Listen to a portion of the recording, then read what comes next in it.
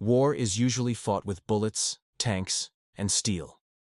But in 1944, the United States created a unit that fought with something far more dangerous: imagination. They carried no heavy weapons. They weren't trained to storm beaches or clear trenches. Instead, their job was to lie, convincingly. The Ghost Army, a secret U.S. military unit made up not of soldiers but of artists, painters, sound engineers, radio operators, and fashion designers. Men who could sculpt, sketch, and deceive.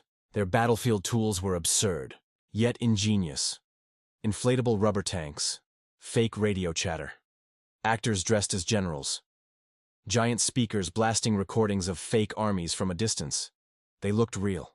On radar, they sounded real. To German intelligence, they were real. Their mission was simple: make the enemy believe the U.S. Army was somewhere it wasn't. Every illusion they created bought time, saved lives. In the shadows of Europe, thousands of American soldiers survived because a group of artists tricked the Nazi war machine. Europe. 1943. The war has consumed the continent. Cities are burning. Armies are stretched thin. Every nation is bleeding resources, men, and hope. But there is something else happening beneath the chaos. Something invisible. In Germany, Hitler's war machine is built on certainty. Certainty that maps are accurate. Certainty that recon reports are truthful. Certainty that American and British armies are where they appear to be. His generals believe in what they see. They trust the reconnaissance photos, and that trust becomes a weakness. Because war, at its core, is not only about overpowering the enemy with force, it is about forcing the enemy to believe what you want them to believe, and the United States is about to weaponize belief. The problem: a war of numbers. By late 1943, the U.S. military faces a brutal reality. Germany's defense network in Europe is dense, organized, and strategically layered. Every road, bridge, and river crossing is guarded. Every troop movement the Allies make is photographed by German recon planes. A single leak of information, a whisper, a map, a radio broadcast could betray an entire operation. The Allies need to appear larger, faster, and everywhere, but they don't have enough troops to physically be everywhere. American generals face an impossible question. What if we can't fight everywhere? What if we could just make the enemy think we are? It's not a military tactic. It's theater. The unlikely birth of an impossible idea at 23. A young artillery lieutenant named Ralph Ingersoll is assigned to a secret planning division in England. He is surrounded by people who think like engineers, but Ingersoll thinks like an artist. He knows the Nazi war machine is rigid, bureaucratic, predictable. If you give German intelligence the right visuals, they will believe them. He proposes something insane: fake armies, fake tanks, fake generals.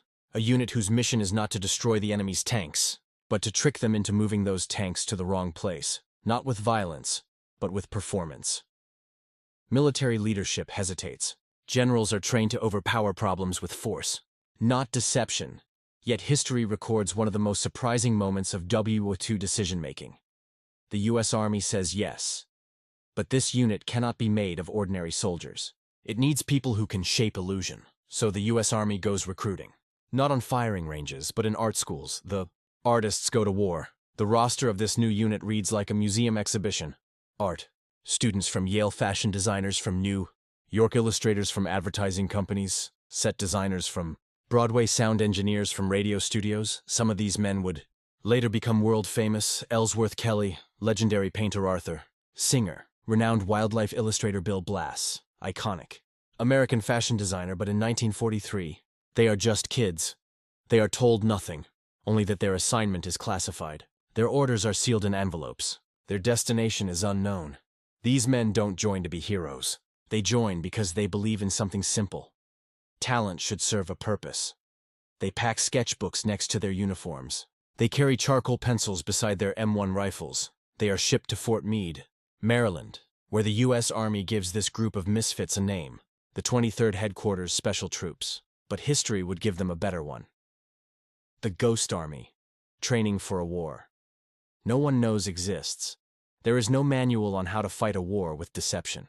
There is no chapter that explains how to inflate a rubber tank under enemy surveillance. The Ghost Army learns by experimentation. They practice setting up inflatable tanks that look real from the air painting canvas to resemble artillery. Cannons positioning fake trucks so they cast convincing shadows broadcasting fake radio messages that mimic troop movements. They train not only to create illusions, but to sell them. A soldier becomes a set designer. A set designer becomes a decoy specialist. A decoy specialist becomes a con artist in uniform. One of the commanders explains, "We had to be close enough to the front lines that the Germans could see us, but not close enough that they could shoot us. It is not a safe job. The Ghost Army will never be far from enemy contact. Their work only succeeds if the Nazis see them." The technology of illusion, the 23rd Headquarters. Special troops perfect 3 forms of deception. Visual deception, inflatable armies from a distance. A rubber tank looks identical to a Sherman tank. Correct dimensions, accurate shadow canvas texture mimicking metal in the morning fog or from the air. The illusion becomes flawless. Each inflatable weighs only 90 pounds. 2 men can lift it. In 20 minutes, an empty field becomes a battalion. To German recon aircraft, it looks like an entire armored division arriving at the front. Sonic deception. Warfare by sound. Engineer's record, tanks, rumbling troops, marching generators operating. Then they mix these sounds into layered tracks. At night, giant speakers mounted on trucks broadcast fake army sounds up to 15 miles away. A valley that is silent suddenly sounds like an invasion. The Germans react accordingly. Radio deception. Whispered lies. Into enemy ears, professional radio operators mimic the real chatter of U.S. divisions, call signs, transmission errors, personal quirks of individual soldiers. They imitate the daily radio life of divisions that are miles away. The Germans record everything. They analyze tone patterns. They track frequencies, and the Ghost Army fools them. If one German scout discovers a rubber tank, if a drone plane gets low enough to see the glossy sheen of the canvas, the entire illusion collapses. These men are not behind the front lines. They are on the front lines. But unlike the infantry divisions that surround them, Ghost Army soldiers carry only pistols.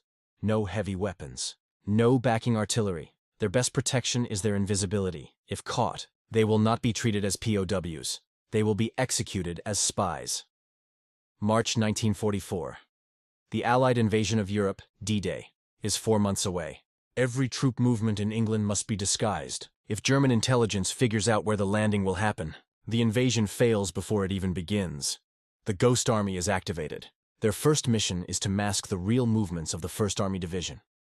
A group of American artists is now responsible for preventing Hitler from discovering the largest invasion force in history. They inflate tanks. They lay down fake tire tracks on roads. They position rubber artillery in fields. They even design fake laundry lines with uniforms of different divisions hanging from them, positioned so that German spies looking through binoculars will assume soldiers are camped there. A few brilliantly placed pieces of cloth protect 150,000 real troops. The deception works. Hitler's generals update their intelligence reports. Enemy armored division located at Dover. They are wrong. The real armored division is preparing to load into landing crafts. The Ghost Army has done the impossible. They have changed the map, and no one knows they exist. Not the press, not the public, not even the families of the men serving. To America, these men don't exist.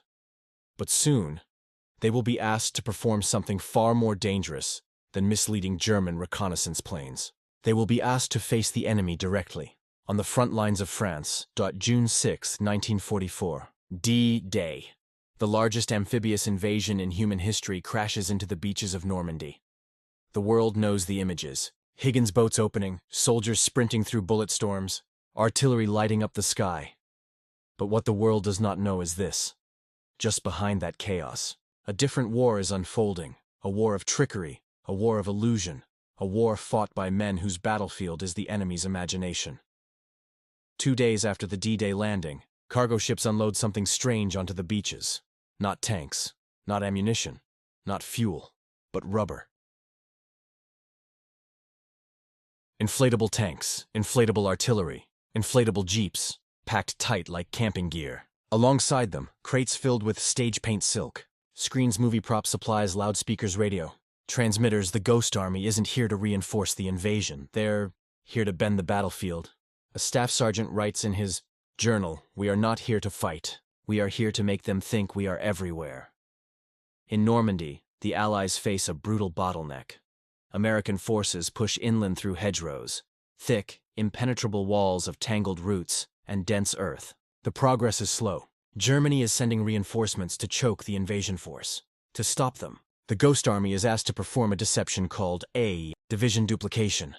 They inflate an entire phantom armored division, more than 100 rubber tanks and guns. They lay down fake tire tracks in the mud. They create the illusion of mess tents by hanging laundry to dry. They park fake jeeps with officers' helmets placed casually on seats. From a reconnaissance aircraft, every detail looks authentic. German scouts report, a new armored division has entered the sector. Reinforcements that should have attacked the real American infantry instead repositioned toward the Ghost Army. The deception buys time, precious days, allowing U.S. troops to break through. Normandy's hedgerows, a battlefield is shaped by air and a rubber tank. The Ghost Army must constantly innovate. The Germans are smart, analytical, and suspicious. Deception becomes a science. When the team sets up a fake artillery unit, they drive trucks in looping patterns, pressing tire tracks into the dirt-burned campfires, so thin smoke rises into the air scatter ration cans in trenches position. A mess tent where German scouts expect to see troops. Eating, everything must look lived in. Illusion is not created by one big prop. It is sold through hundreds of tiny details. In their notebooks, Ghost Army artists sketch the exact spacing between real tanks and armored units so their rubber versions match. They learn how to create shadow lines with paint, so inflatable tanks look metallic during sunrise. They camouflage their props only partially, so that just enough detail is visible from above. The battlefield becomes a movie set. The enemy becomes the audience. The next phase of deception uses sound. Hollywood sound engineers had spent months before D-Day recording authentic audio, engines revving, tanks shifting, gears, troops marching, hammering of equipment. These sounds were layered into 30-minute loops, placed in trucks with giant speakers. They exploded into the night at 120 decibels. In the darkness of a French valley, 2 trucks broadcasting audio could mimic the movement of thousands of troops. Imagine this. A German reconnaissance patrol listens from a distance. They hear engines rumbling. They hear orders shouted. They hear tanks clanking. But it is all just recordings. Invisible troops. Invisible war. German intelligence units specialize in tracking radio signals. They don't need to decode every message. They can simply triangulate the origin to locate divisions. So the Ghost Army develops a new deception. Fake radio networks that imitate the real radio operators of U.S. divisions. Every real division has a rhythm, a tone, and operator style. Unique sloppiness. Ghost Army radio men practice copying those quirks. If a real division is moving north, the Ghost Army transmits as if it's still south. To German intelligence, the division never moved. The U.S. Army now has the power to create ghost movements on enemy maps. The closer the Ghost Army gets to the front, the clearer one truth becomes. They are deceiving the most dangerous military in the world. The Wehrmacht and SS units have no mercy for deception specialists. Under the rules of war, a captured infantryman is a POW. A captured deceiver, someone manipulating troop movements, is a spy. Spies are shot. So every time the Ghost Army inflates a rubber tank, they are gambling with their lives. They are always positioned near actual infantry units, close enough to be believable, but far enough to be abandoned if attacked. Their orders are explicitly written. If discovered, the Ghost Army is to retreat immediately. In other words, you protect the illusion. You do not die for it. Yet, when the shooting starts, they never retreat. Near the French town of Chéronce, the Ghost Army successfully convinces the Germans that a major armored division is preparing to attack. The enemy responds. Artillery. Shells explode around fields filled with rubber tanks. Tanks that cost the U.S. military less than a dinner table to manufacture. The inflatable tanks do nothing. They just stand there, silent, motionless, absorbing shrapnel that would have killed real. Crew's Ghost Army soldiers do not panic. They hold position. They finish the deception. For the first time in the war, an American soldier realizes a rubber tank can take a hit better than a steel one, because rubber can't bleed. The forbidden Operation Late Summer. France is being liberated town by town. U.S. forces push east toward Germany. The Ghost Army is ordered to perform a deception near Brest, a heavily defended coastal fortress. This mission is categorized as forbidden. Forbidden means no infantry backup, no artillery support, no rescue if discovered. Just 100 artists and engineers against the German 2nd Parachute Division, elite paratroopers loyal to Hitler. The Ghost Army sets up 40 inflatable Sherman tanks 60 fake artillery guns, dozens of radio operators sending scripted transmissions. The Germans reposition their defenses toward the illusion. Hours later, the real U.S. infantry attacks from the opposite side. The fortress falls. A rubber army defeats a real army. In 4 months, the Ghost Army performs 11 major deceptions. Each operation hides, protects, or redirects real American forces, including the 2nd Armored Division, the 9th Army, the 30th Infantry Division. Every deception follows the same pattern: look real, sound real, broadcast like you're real, let the Germans react. The better the illusion, the fewer Americans die. The Ghost Army soldiers begin to understand something profound. They are not here to take lives. They are here to save them. By fall 1944, German intelligence becomes obsessed with one question. Where are the Americans getting all these divisions? They start mapping phantom units, divisions that appear everywhere, but are never photographed fighting. They exist only in German reports. Hitler's generals begin moving armies based on mirages. The Ghost Army is reshaping battles without firing a shot. By October, Allied forces are closing in on the German frontier. The Ghost Army receives orders for its most ambitious deception yet, one that will influence the final major German offensive of the war. They are going to Germany. They are going to face the enemy at dangerously close range, and soon they will step into the deadliest winter of World War II. The winter of the Battle of the Bulge. Most armies rely on strength. The Ghost Army relied on perception. In regular warfare, victory means more tanks, more soldiers, more firepower. But in psychological warfare, victory means more belief. If the enemy believes there are tanks in a field, then there are tanks in that field, not because metal exists, but because fear exists. The Ghost Army understood one principle better than any division in WWII. The mind is a battlefield. Convince the enemy that a phantom division is real, and you reshape their decisions without firing a shot. This unit isn't measuring success in territories taken or enemies killed. They measure success in enemies misled, lives spared. In a war defined by destruction, the Ghost Army fights by prevention. Every Ghost Army deception, from Normandy to the Rhine, followed a 3-layer structure. Not random tricks, not improvised chaos, but a formula that turned illusion into a battlefield weapon. Step 1. Visual. Make the enemy see what you want. The first layer is visual. It creates belief at a distance. To build a fake armored division, the Ghost Army uses inflatable Sherman tanks, inflatable artillery guns, inflatable jeeps, dummy aircraft. But visual deception isn't just props. They meticulously shape an illusion, with tire tracks pressed into mud footprints around, tense latrines placed where infantry would dig, them laundry hung on lines to suggest officers and enlisted men from above. A German reconnaissance plane sees what it expects. Not just tanks, but behavior. A rubber tank is not convincing. A rubber tank surrounded by footprints, campfires, and mess tents is. Step 2. Sonic. Make the enemy hear what you want. Visual deception is powerful, but silence can betray a lie. So the Ghost Army uses an experimental form of sound warfare. In the dead of night, they broadcast noise using truck-mounted speakers. No shouting. No explosions, just engines starting. Metal tracks clanking, chains dragging, shouted orders. Movement. Sound engineers layered. The audio like modern movie sound design. Silent forest suddenly becomes a military relocation zone. German scouts listening. Miles away, hear troop movement. They report it. Their commanders believe it. Troops redeploy, all because of sound illusions. Step 3. Radio. Make the enemy track what you want. This is the most dangerous layer. Radio signals are traceable. So Ghost Army radio operators mimic real divisions, copying their transmission patterns.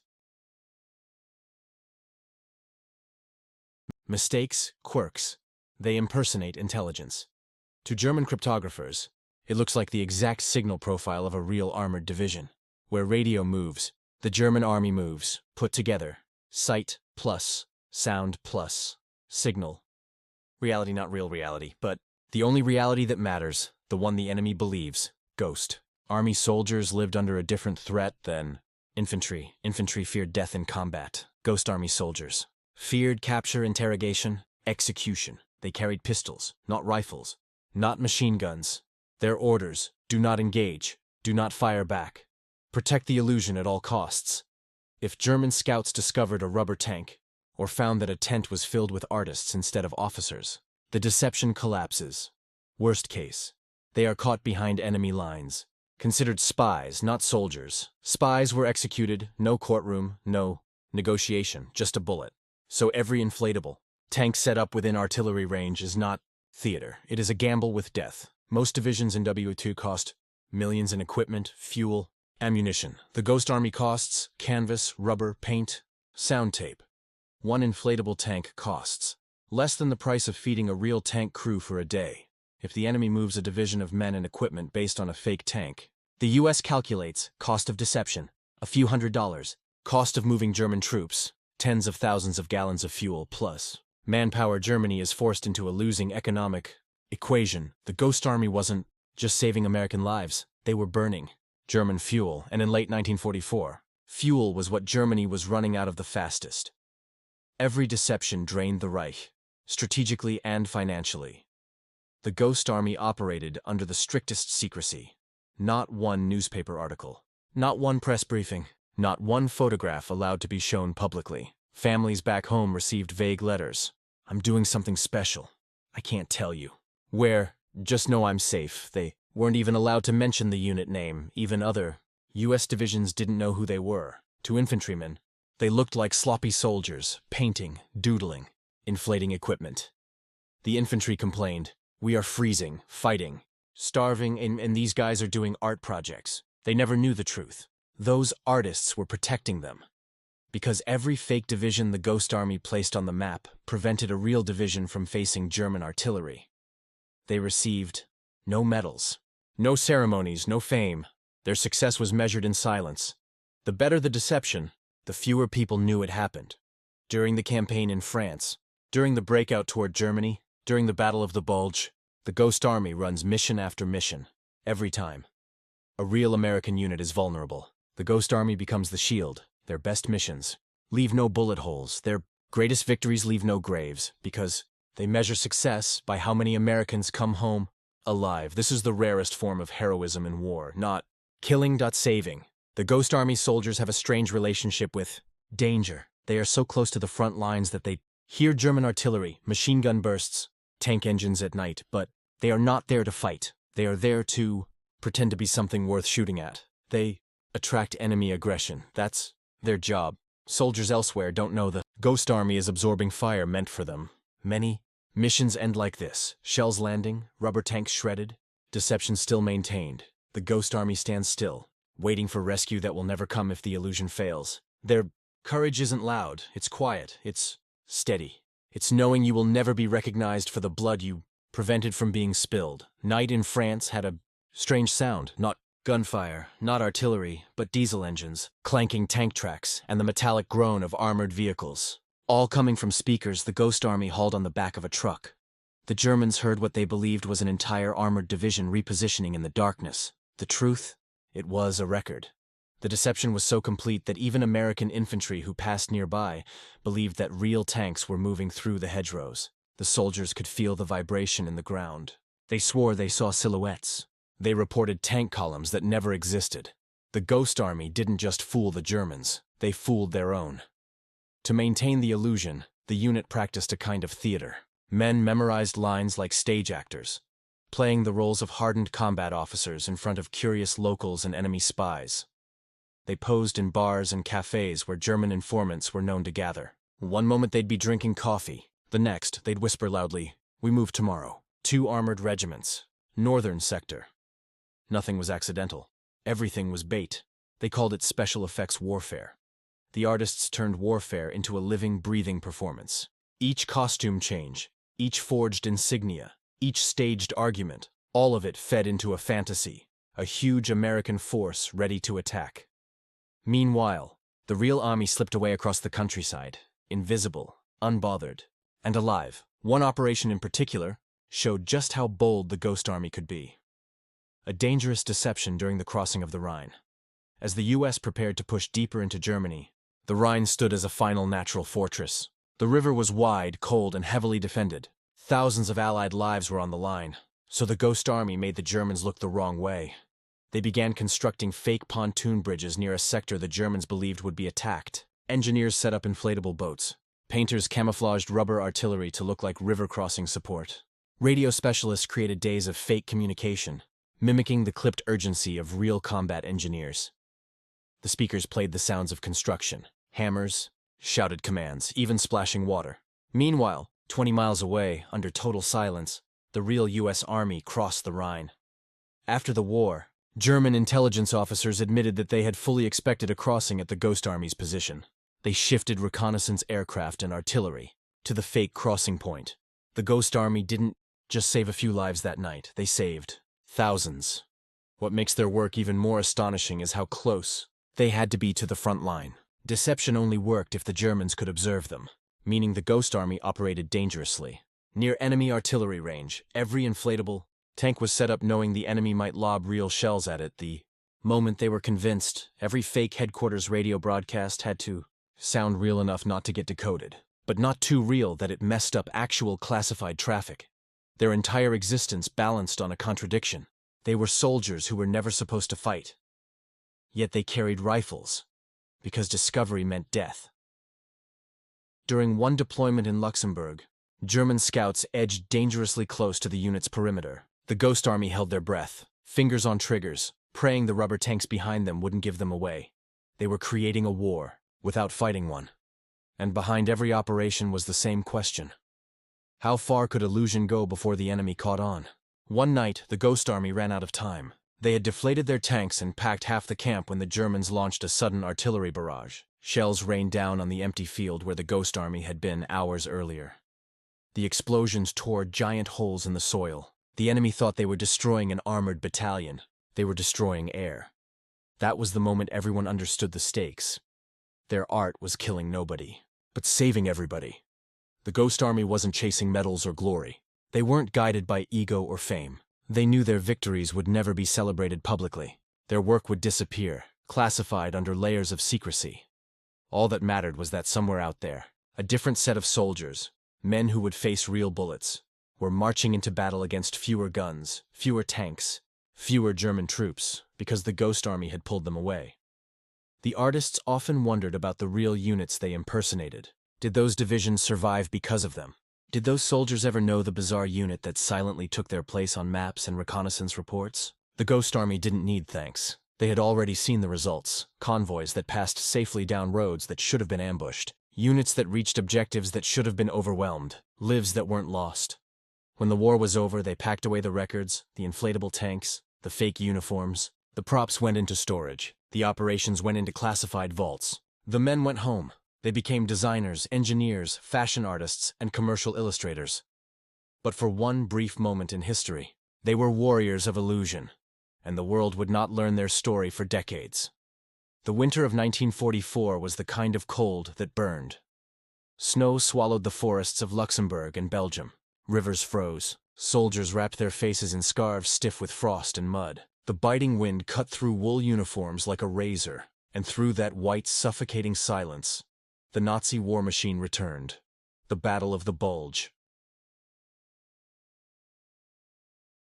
Hitler's final gamble. A massive, desperate counterattack intended to split the Allied armies, recapture the port of Antwerp, and force a negotiated peace. Thousands of German tanks and troops surged through the Ardennes. American units were overrun. Communication. Lines collapsed. Some divisions vanished from maps. The Allies were suddenly on the defensive, retreating, scrambling, trying to hold fractured lines. By nightfall, there were pockets of Americans trapped behind enemy movement. In the chaos, the U.S. command turned to an unlikely weapon, the Ghost Army. They had spent months deceiving German intelligence, but never like this. This time, the stakes weren't strategic maneuvering or long-term positioning. This time, they were asked to do the impossible. Slow down a Nazi armored breakthrough. Without weapons, without tanks, without backup, the order was simple. Plug the hole. The Ghost Army received the assignment hours before deployment. They were to impersonate the 9th Armored Division, a unit that, at that exact moment, was fighting for its life elsewhere. Their mission: make a dying American front appear reinforced and unbreakable. They had almost nothing.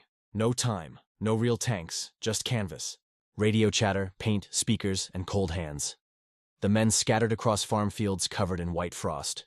They wrestled with frozen air valves, hands shaking as they pumped air into the rubber carcasses of Sherman tanks. Some tanks refused to inflate. The rubber became stiff in the brutal cold. They bounced on the tanks, slapped them, cursed at them. Finally, one tank stood, then another, and another. They didn't look perfect up close, wrinkles in the rubber, paint that couldn't stick to wet surfaces. But from a few hundred yards, especially through binoculars, they were convincing. German reconnaissance planes circled. Overhead, they saw what they believed was an armored battalion forming to counterattack. They changed course, snow crunched under.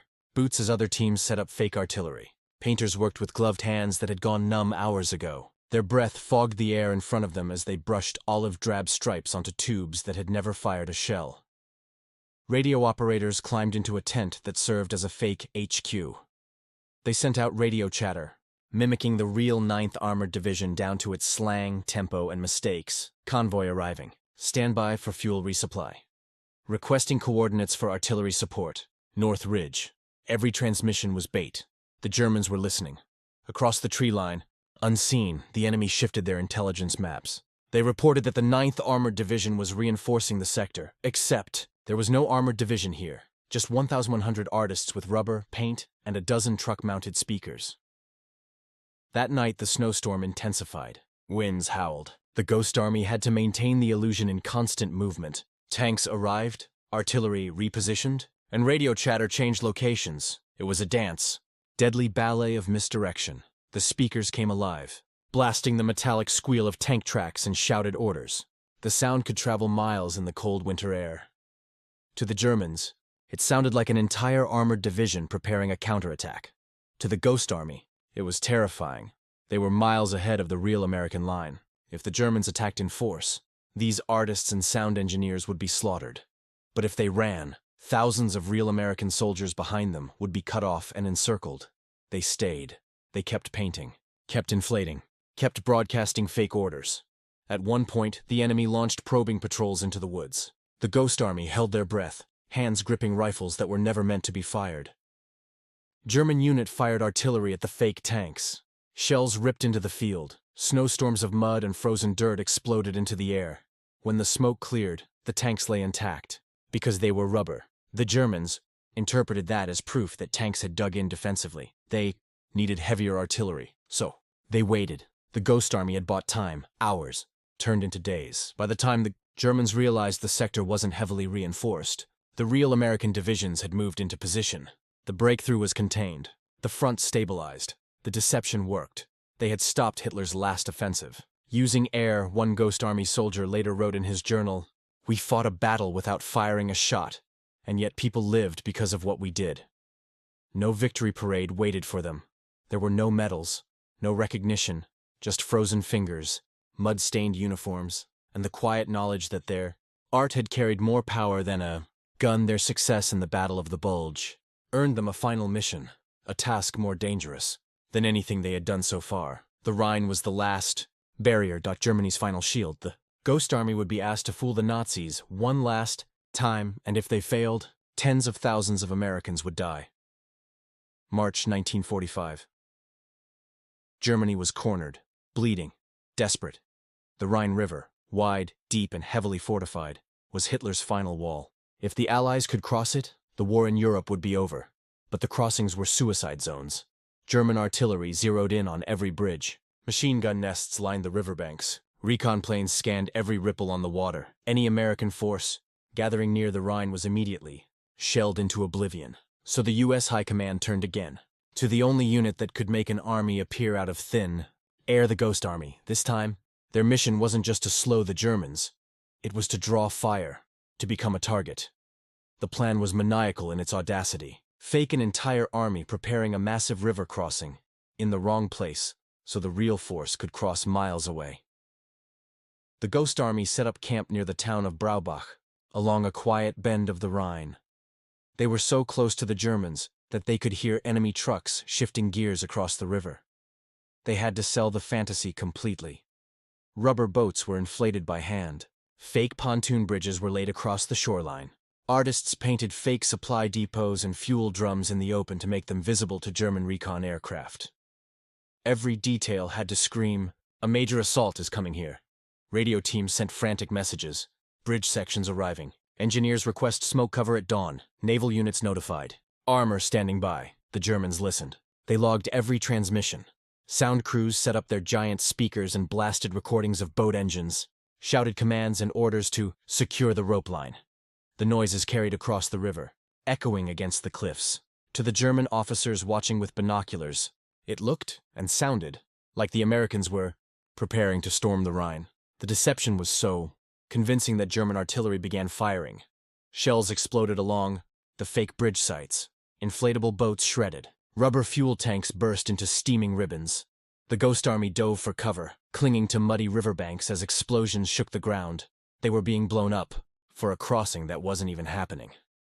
That night, under the barrage, a small group of Ghost Army engineers stayed behind to continue the fakery. In pouring rain, in darkness, they hammered together planks and rope, pretending to build a bridge that would never exist. Every hammer strike was a gamble with death.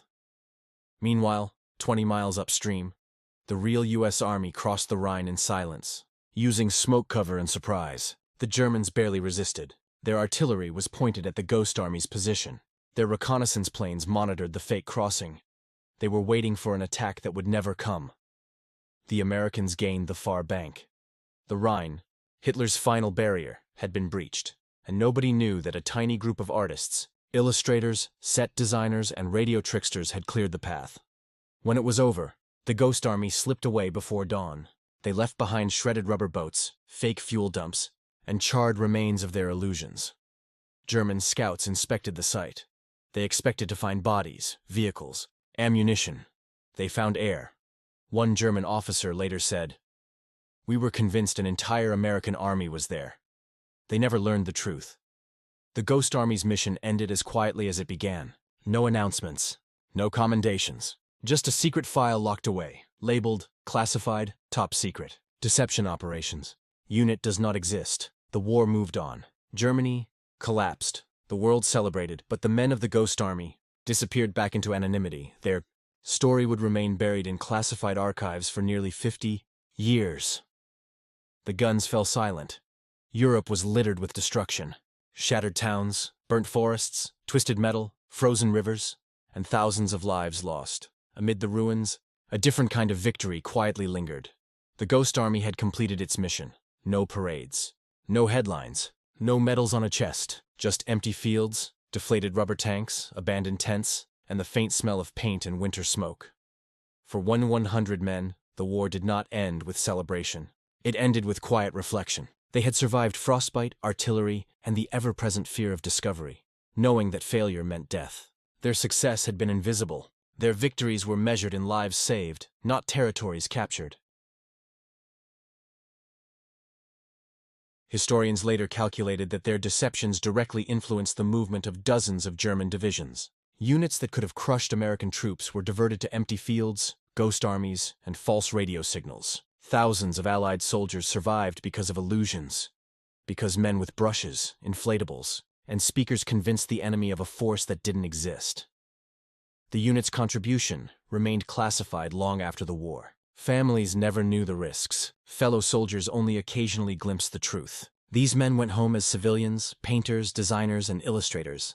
They returned to quiet lives, carrying memories of invisible battles and ghostly victories. The world moved on. The history books celebrated tanks and generals and D-Day landings. But a small group of American artists had quietly rewritten the battlefield with creativity, courage, and deception. In a war of death and destruction, they had mastered a different kind of weapon, the mind. The war in Europe officially ended on May 8, 1945. Victory parades rolled through London, Paris, and New York. Soldiers kissed the ground. Flags waved, and the world celebrated the end of tyranny. But the Ghost Army did not march. They did not wave flags. They vanished into normal life, their heroism invisible even to the allies they had protected. Their tanks were rubber. Their artillery was painted canvas. Their bravery was silent.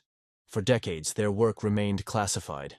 Even military historians were unaware of the deception operations that had saved lives during Normandy, the Ardennes, and the Rhine.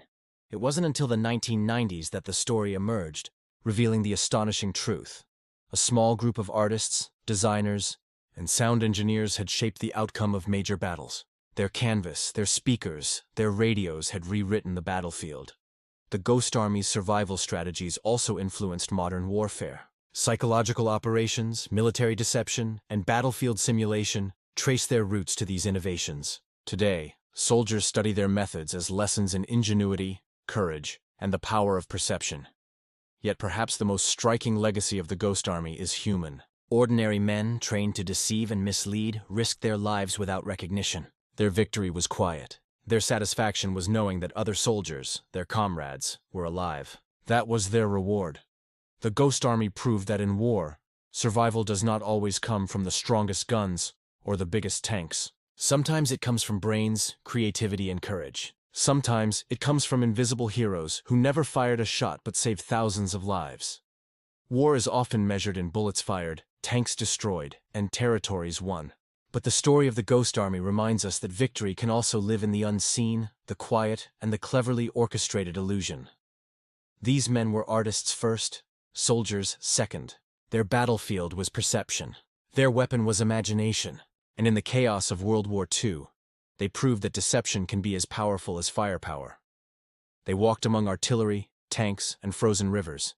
Yet their courage was silent. Their victories were invisible. They risked death daily, not to gain glory, but to save lives. And they succeeded. Thousands of American soldiers returned home because of men who could draw a shadow, blow a horn, or speak in a voice that never existed. Today, when we study the war, we often celebrate generals, armies, and strategies that dominate headlines. But the Ghost Army teaches a different lesson, that ingenuity, creativity, and courage can alter the course of history without leaving a trace.